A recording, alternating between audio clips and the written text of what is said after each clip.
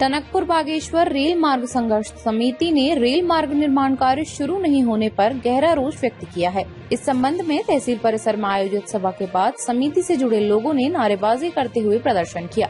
वक्ताओं ने जनप्रतिनिधियों पर आंदोलन की लगातार उपेक्षा करने का आरोप लगाया। सभा को संबोधित करते हुए पूर्व छात्र संघ अध्यक्ष आशीष कुमार ने कहा कि टनकपुर बागेश्वर रेल आंदोलन देश के सबसे लंबे समय तक चलने वाले आंदोलनों में से एक है, लेकिन इसके बावजूद अब तक कोई ठोस परिणाम सामने नहीं आया है। उन्होंने कहा कि जनप्रतिनिधि आंदोलन के प्रति उदासीन बने हुए हैं। आंदोलन को और मजबूत करने के लिए अधिक से अधिक युवाओं को इससे जोड़ा जाएगा। उन्होंने कहा कि रेल के आगमन से बागेश्वर के विकास को नई गति मिलेगी और यह जिले के विकास का पहला मजबूत कदम होगा।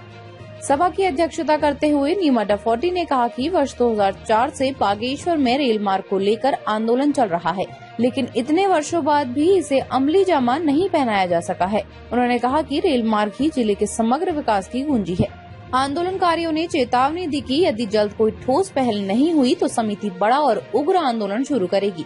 आज मैं इस बैठक में पहली बार सम्मिलित हुआ हूं और जैसा कि मुझे आज पता भी चला है कि 2004 से बागेश्वर टनकपुर रेल लाइन संघर्ष समिति इस पर कार्य कर रही है और मुझे बहुत अच्छा भी लगा। आज मैं इस संघर्ष समिति से जुड़ रहा हूं और मेरा प्रयास यही रहेगा कि अब प्रत्येक युवा इस संघर्ष समिति को साथ देगा और आगे बढ़ाने का काम करेगा। हमारा प्रयास अब ये रहेगा कि जब तक इस रेल लाइन का शिलान्यास नहीं होता है तब तक हम लगातार इस संघर्ष समिति के साथ जुड़े रहेंगे और अन्य युवाओं को भी इस संघर्ष समिति के साथ जुड़ के आगे बढ़ाने का काम हम करेंगे। इधर पीढ़ी ये आंदोलन चला आ रहा है, जैसे कि हम जान रहे हैं कि 2004 से सभी लोग इसके लिए संघर्षरत हैं। तो देखिए, सरकारें बदलती रहती हैं जिस कारण ये धीमा हो रहा है। पर इस बार अभी माननीय मुख्यमंत्री जी ने भी कहा है कि परसों कपकोट में उन्होंने कहा है कि इसका कार्य आगे बढ़ रहा है, इसके लिए बजट आवंटन जल्द ही होने वाला है। मोदी जी की भी परसों हम देख रहे थे कि प्रधानमंत्री जी ने भी इसके बारे में कहा है कि बागेश्वर रेल लाइन के लिए बजट आवंटन होना है। तो हमें जहां तक लगता है कि अब इसमें शीघ्र ही सरकार काम करने का प्रयास कर रही है और हम सरकार से माननीय मुख्यमंत्री जी से मिलने का हम प्रयास कर रहे हैं। अभी हम देहरादून जाएंगे और इसके बारे में हम उनसे अवगत कराएंगे। जो भी इसमें जितनी भी जल्दी हो सकती है उसके लिए हम उनसे मांग करेंगे कि इसको जल्दी से जल्दी करने का प्रयास करा जाए। बागेश्वर टनकपुर एक बहुत ही लंबे समय से ये आंदोलन चला आ रहा है। 2004 से शुरू किया था, आज 2025 पूरा होने वाला है। इतने लंबे संघर्ष शायद इतिहास में किसी का आज तक हुआ होगा। इसमें कितने पार्टियां अलग अलग आ चुकी हैं। कांग्रेस था पहले, फिर बीजेपी आई, इसी तरह से लगातार पार्टियां बदल चुकी हैं और चुनाव के समय सभी इसके सर्वे करा रहे हैं। सभी ने सर्वे करा दिया है। इसमें लगभग अभी तक 6-7 सर्वे हो चुके हैं। अभी की सरकार का कहना है कि सर्वे का काम फाइनल हो चुका है, बस आगे की कार्रवाई शुरू हो रही है। लेकिन क्या कार्रवाई शुरू हो रही है, कहाँ तक ये पहुंचा है, हमें रेल संघर्ष को कोई जानकारी नहीं है।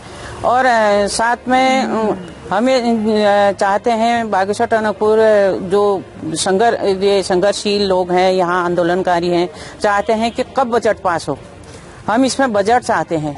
जैसे हम कई बार दिल्ली जंतर मंतर में भी जा चुके हैं, रेल मंत्री से भी मिल चुके हैं, लेकिन यहाँ परसों हमने बात तय की थी कि हम देहरादून जाएंगे और धामी जी से मिलेंगे।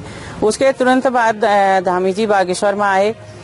बागेश्वर में आने के बाद उन्होंने सभी संगठनों से कहा था कि आपकी बात सुनी जाएगी, आप वहाँ एक जगह एकत्रित हो जाएंगे। हम बहुत ही खुश हुए थे कि हम वार्ता करेंगे, उनसे बातचीत करेंगे, अपना दुखड़ा उनको सुनाएंगे। लेकिन इतने लंबा समय इंतजार करने के बाद जब बारी आई तो उन्होंने एक झटके से ज्ञापन पकड़ा और कहा इसमें हमारी बातचीत हो चुकी है, जबकि हमारी कोई बातचीत नहीं हुई थी। आंदोलनकारियों की कोई बातचीत नहीं हुई थी और हमसे उन्होंने कोई एक शब्द भी नहीं बोला। इसलिए हमें बहुत दुख है कि ये नेताओं को हमने इस तरह से अपने सिर के ऊपर वोट दे करके यहाँ पर बैठा रखा है। चाहे विधायक हों, सांसद हों या मुख्यमंत्री जी हों या कोई अन्य मंत्री हैं, सबको हमने जनता ने चुन करके यहाँ पर रखा है। लेकिन जनता की इस अनदेखी, एक फॉर्मेलिटी इस तरह से करते हैं तो हमें बहुत दुख होता है कि सीधे सीधे ज्ञापन पकड़ो और सीधे चल दो। और न किसी की बात सुनना, न किसी को समझाना। कम से कम यहाँ पर कि इसी तरह से अन्य संगठन वाले भी, अन्य कितने लोग परेशान होकर वहाँ खड़े थे, सब मुंह देखे रह गए। इसमें हमें बहुत दुख की बात है। ये हमारे ही आदमी है, हमारी जनता से उठ करके गए हैं, लेकिन जनता की बात नहीं सुनेंगे तो ये फिर क्या विकास करेंगे।